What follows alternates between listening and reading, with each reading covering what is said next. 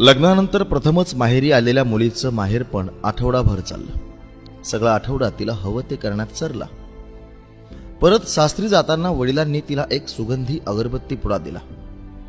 जेव्हा सकाळी पूजेला बसशील तेव्हा ही अगरबत्ती लाव बेटा, असं आठवणीने सांगितलं। आई म्हणाली, असं अगरबत्ती देतं का कोणी? ती प्रथमच माहेरपण करून सासरी जातीये, काहीतरी मोठं द्यायला हवं होतं। तसं वडिलांनी खिशात हात घातला आणि असतील तेवढे पैसे तिच्या हातात दिले। सासरी पोहोचल्यावर सासूनं सुनेच्या आईनं दिलेल्या सगळ्या वस्तू बघितल्या। बाबांनी दिलेला अगरबत्ती पुडा बघून नाक मुरडलं। सकाळी मुलीनं अगरबत्तीचा पुडा उघडला। आत एक चिठ्ठी होती। बेटा, ही अगरबत्ती स्वतः जळते, पण संपूर्ण घराला सुगंधी करून जाते। एवढंच नाही तर आजूबाजूचा परिसर ही दरवळून टाकते।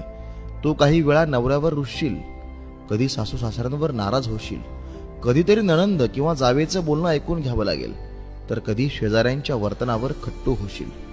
तेव्हा माझी भेट लक्षात ठेव।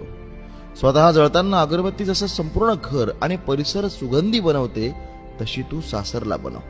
मुलगी चिठ्ठी वाचून रडू लागली। सासू धावतच जवळ आली। नवरा सासरे देवघरात डोकावले, ती फक्त रडत होती।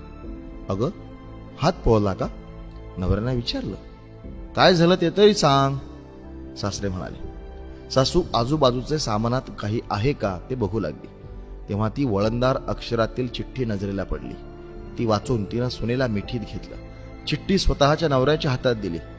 सासरे चष्मा नसल्यानं मुलाला म्हणाले, बघ काय आहे? सारे कळल्यावर संपूर्ण घर स्तब्ध झाले। अरे, ही चिठ्ठी फ्रेम कर। ही माझ्या मुलीला मिळालेली सर्वात महागडी भेट आहे। देवालयाच्या बाजूलाच याची फ्रेम लाव, सासू म्हणाली। आणि त्यानंतर ती फ्रेम सातत्यानं दरवळत राहिली। पुडा संपला तरीही। यालाच म्हणतात संस्कार।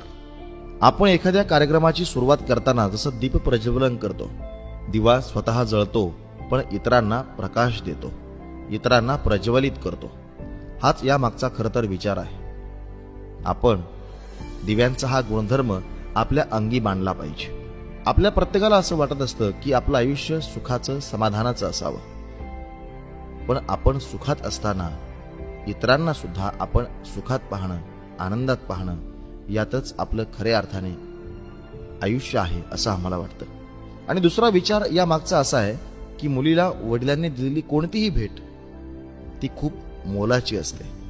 महागाची नसेलही, पण त्या पाठीमागे असलेला मायेचा ओलावा हा प्रचंड मोठा असतो।